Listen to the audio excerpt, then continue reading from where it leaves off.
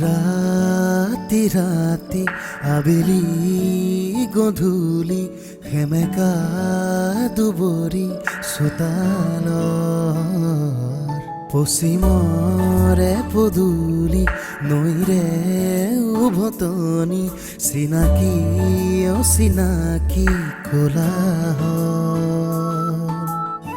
সৰগী সৰগী এটি মিঠা হাঁহি আউসীৰ চোতাল হ'বনে জোনাকী চিঙি মোহাৰি নিজৰে পৃথিৱী লাজৰে উৰণি নলয় আবতৰীয়া মৌন এধানি জীয়া কাহিনী এপাহি সুখৰ এপাহি দুখৰ নিয়ৰৰ ফুল বুটলি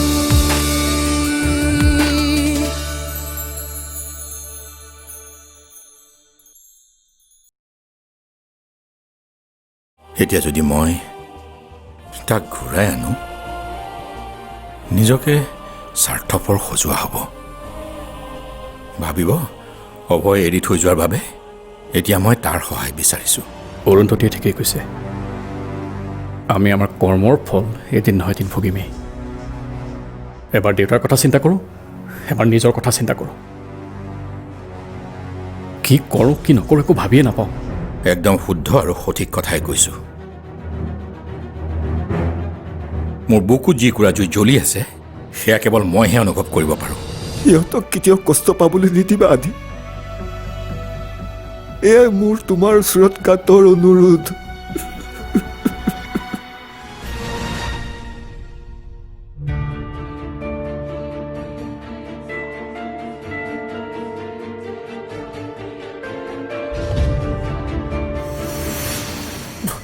আপোনাৰ মুখত তেজ দেখোন আপোনাৰ হৈছে কি তোমাৰ কিন্তু এতিয়া দায়িত্ব বাঢ়িল মোৰ পৰিয়ালটোক এতিয়া তুমিয়ে চাব লাগিব মই গুচি যোৱাৰ পিছত মাজে মাজে আহি তুমি সিহঁতৰ খবৰ লৈ থাকিব লাগিব মোৰ অবিহনে পৰিয়ালটো বৰ অকলশৰীয়া হৈ পৰিব একোৱে কৰি থৈ যাব নোৱাৰিলো মই সিহঁতৰ কাৰণে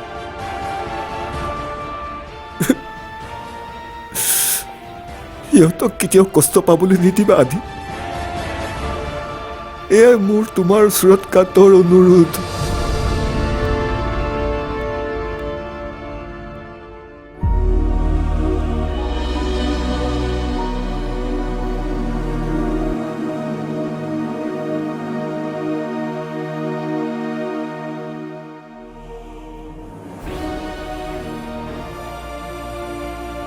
আদি মই ঘৰৰ পৰা অহাৰ পিছৰে পৰা কিন্তু আপোনাক লক্ষ্য কৰি আছোঁ আপুনি কিবা চিন্তা কৰি আছে কি হ'ল আদি কিবা টেনশ্যন নাই কিনো টেনশ্যন থাকিব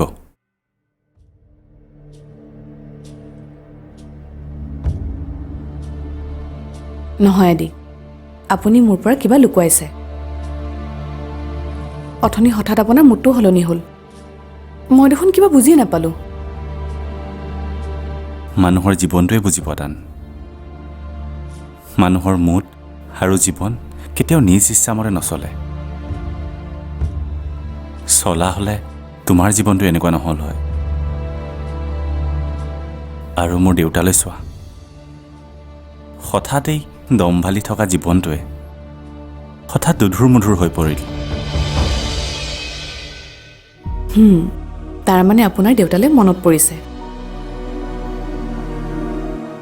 সেইবাবে মনটো বেয়া মন বেয়া কৰি থাকিব নালাগে দেউতাৰ এটা খবৰ লৈ অহা গৈ যাওক যাবলৈতো মোৰো মন যায় অকল খবৰ ল'বলৈ কিয় একেবাৰে গৈ দেউতাৰ লগত থাকি দেউতাৰ সাহস হ'বলৈ মন যায় কিন্তু মন গ'লেই মই এনেকুৱা কৰিব নোৱাৰোঁ কিন্তু কিয় আমি নিজেতো ওলাই অহা নাছিলোঁ আমাক উলিয়াই পঠাইছিল এতিয়া যদি আমি ঘূৰি যাওঁ দেউতাই কি ভাবিব? দেউতাক সহানুভূতি জগাব গৈছোঁ বুলি। তেওঁতো আমাক বিচৰা নাই। বিচৰা হ'লে নিজে নক'লেও মাক ক'লে হয়।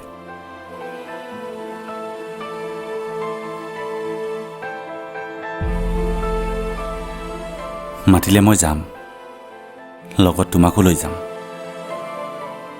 সকলো পাহৰি দেউতাৰ ওচৰলৈ দৌৰ মাৰিম। আপুনি ভবাৰ দৰে দেউতাও কিজানি ভাবি আছে সি মোৰ কিয় খবৰ ল'বলৈ অহা নাই বুলি। এতিয়া এইবোৰ বাদ দিয়া।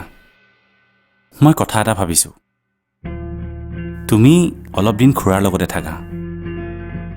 কিয়? প্ৰশ্ন নকৰিবা, তেওঁলোকে বিচাৰে তোমাক। তাতে খুৰী আৰু অনুজু গাঁৱৰ ঘৰলৈ গৈছে।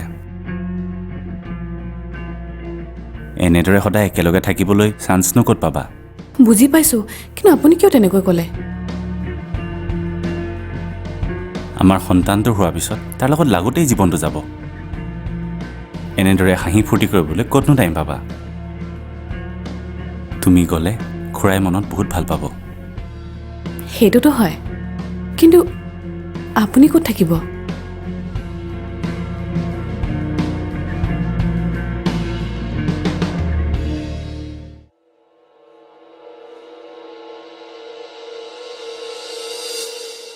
মই থাকিম আৰু ক'ৰবাত। মোৰ কথা চিন্তা কৰিব নালাগে। চোৱা, তুমি আৰু মা যোৱা। মা নাযায়। আপুনি কিয় নাযায় মোৰ লগত কওকচোন? মাত্ৰ 2-3 দিনৰ বাবেহে। প্লিজ না নক'ব না। তুমি বুজি পোৱা নাই।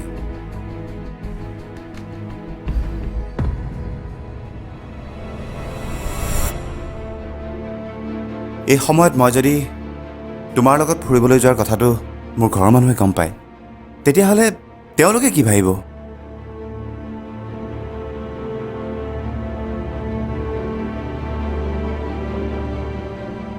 ভাবিবলৈ তেওঁলোকে গম কেনেকৈ পাব? আৰু আপুনি কি ভবাৰ কথা কৈছে?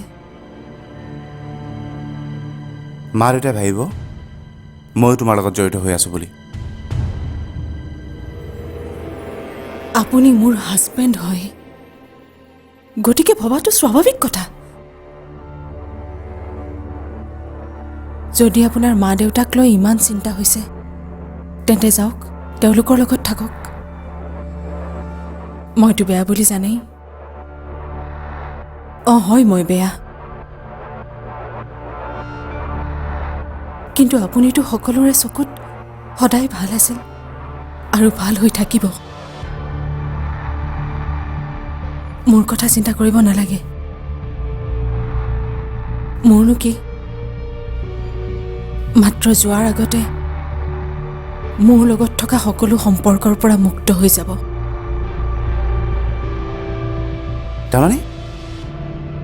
তাৰমানে তুমি কি ক'ব বিচাৰিছা? তোমাক ডিভ'ৰ্চ দি যাব লাগিব? মা, আমি অনন্যাৰ ওপৰত 420 কেছ এখন দিম, মানে ঠগবাজিৰ কেছ। পাৱাৰ অফ এটৰ্নিৰ এবিউচিং কেছ।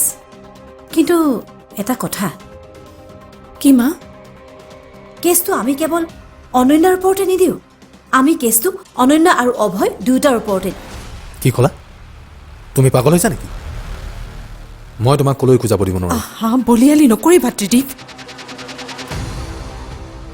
গোস্বামীৰ হাতৰ পৰা ঘৰটো গ'লে তেওঁ চিয়'ৰ এণ্ড চাৰ্টেন পুতেকৰ পৰা সহায় বিচাৰিব। পুতেক ইয়াত থাকিলে কথাবোৰ খেলি মেলি হোৱাৰ চান্স আছে। তুমি বুজি কিয় নোপোৱা?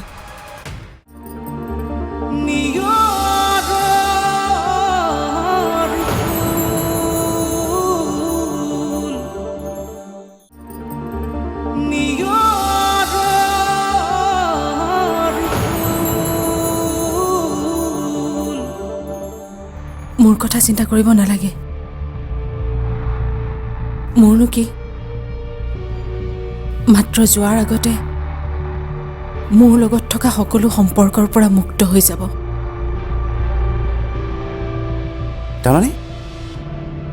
তাৰমানে তুমি কি ক'ব বিচাৰিছা? তোমাক ডিভ'ৰ্চ দি যাব লাগিব? একদম ঠিক বুজিছে। মোৰ কষ্ট বহুত হ'ব, কিন্তু উপায়টো নাই।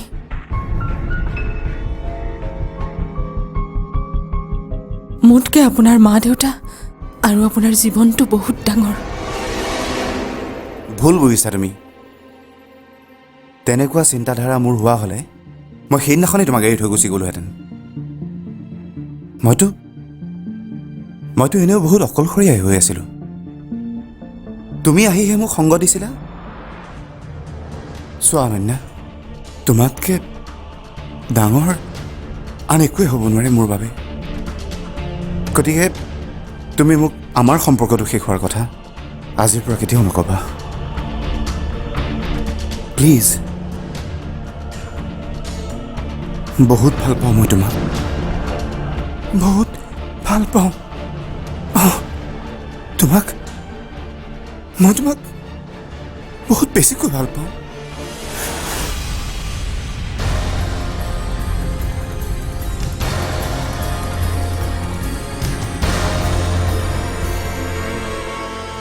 মই কেৱল নিজক ভাল পাওঁ অভয়, কেৱল নিজক।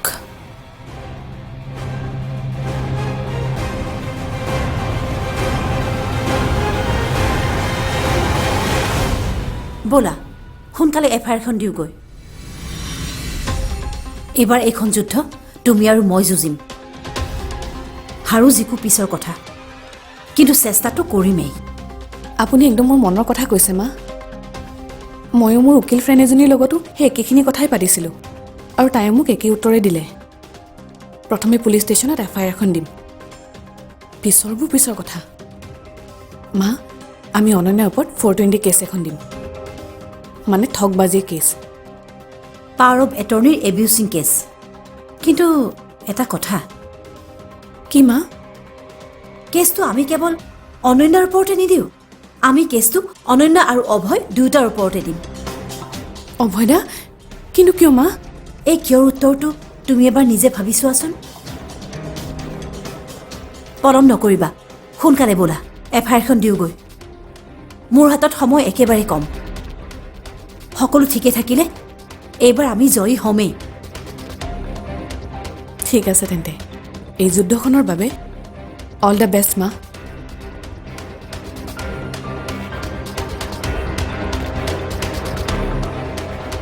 Thank you and same to U.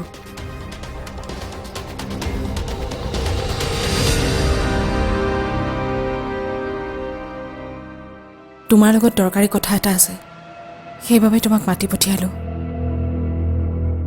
এতিয়ালৈকেতো প্ৰপাৰ্টিৰ dealer কোনেও পোৱা নাই। নাই পোৱা, কিন্তু এটা ডিল ফাইনেল হোৱাৰ চান্স এটা আছে। চান্স আছে, কিন্তু ফাইনেলটো হোৱা নাই।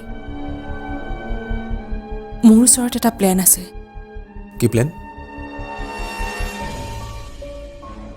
আমাৰ উদ্দেশ্য গোস্বামী পৰিয়ালক সেই ঘৰটোৰ পৰা উলিয়াই পঠোৱাৰ। একজেক্টলি মাই পইণ্ট। আৰু সেই কামটো তুমি কৰিবা। ইমপ্ৰেছিভ। মই বুজিলোঁ।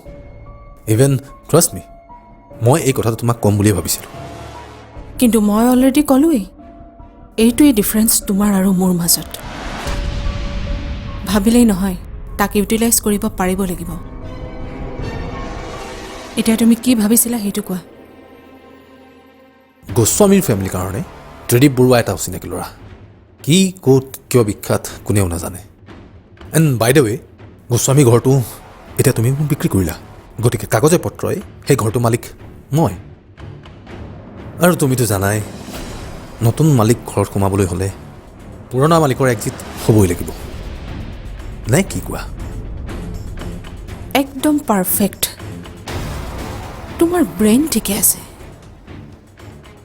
মাত্ৰ অলপ সময় লাগে। এতিয়া আমাৰ সেই উকিলজনক লগ কৰা আৰু ডুপ্লিকেট পেপাৰ তোমাৰ নামত বনাই লোৱা। অ'কে, হাৰি আপ।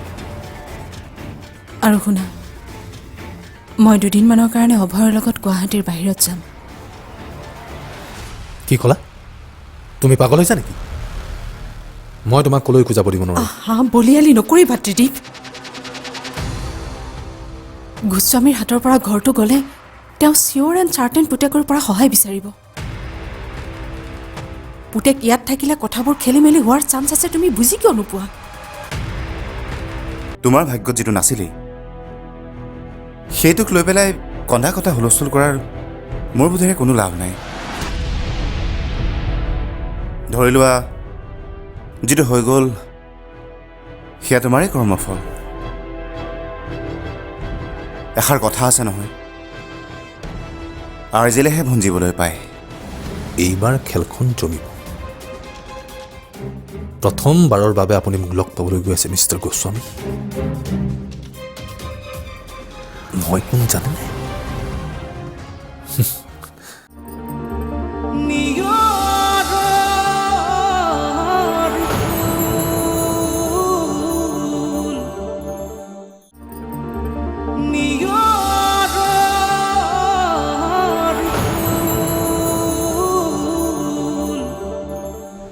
মই তোমাক কলৈকো যাব দিব নোৱাৰোঁ। হা বলিয়ালি নকৰিবা ত্ৰিদীপ। গোস্বামীৰ হাতৰ পৰা ঘৰটো গ'লে তেওঁ চিয়'ৰ এণ্ড চাৰ্টেন পুতেকৰ পৰা সহায় বিচাৰিব। পুতেক ইয়াত থাকিলে কথাবোৰ খেলি মেলি হোৱাৰ চান্স আছে, তুমি বুজি কিয় নোপোৱা? গতিকে অভয়ক মই আঁতৰাই ৰখাটো খুবেই প্ৰয়োজনীয়। বুজিছাতো মই কি কৈছোঁ? আৰু শুনা, আমি এনেকুৱা এটা জেগাত যাম য'ত ফোনৰ কোনো কানেকশ্যনেই নাপায়, আৰু পালেও মই সেইটো মেনেজ কৰিম। কেনেবাকৈ কিবা প্ৰব্লেম হ'লে তুমি কিন্তু মোক ফোন নকৰিবা। সুবিধা পালে মই খবৰ ল'ম তোমাৰ। তোমাৰ মোৰ খেলখন কোনো পধ্যেই অভয়ৰ আগত ধৰা পৰিব নালাগে, সেইবাবেই মই ফোন নকৰিবলৈ কৈছোঁ।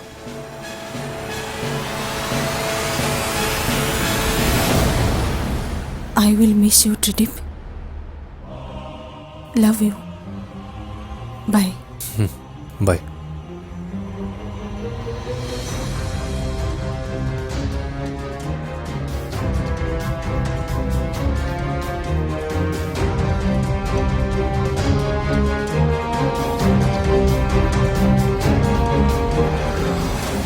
এইবাৰ খেলখন জমিব। প্ৰথমবাৰৰ বাবে আপুনি মোক লগ পাবলৈ গৈ আছে মিষ্টাৰ গোস্বামী। মই কোন জানেনে?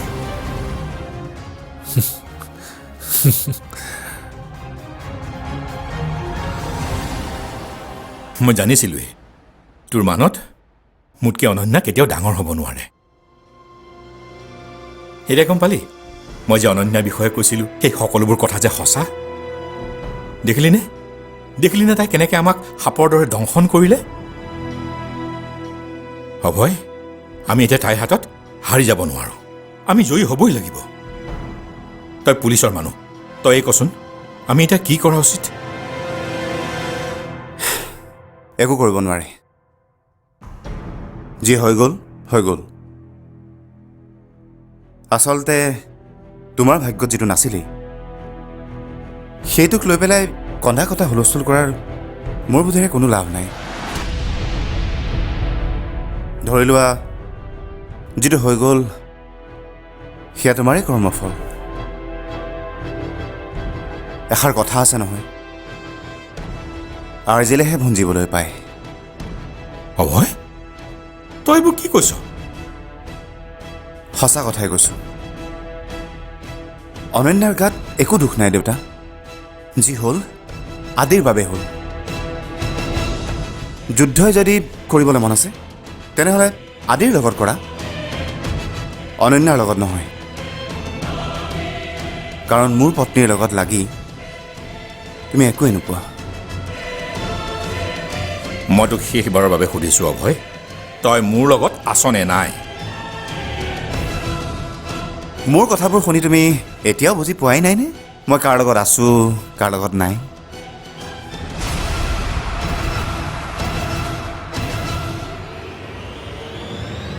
তল খৰানিয়ৰে চেনেহৰ মালা গাথে অজান খোজৰ পৰশ। জীৱনৰ আলি বাটত জীৱনে নিয়ম ৰচে, নিয়ম ভাঙে সপোন। চিঙি মোহাৰি নিজৰে পৃথিৱী লাজৰে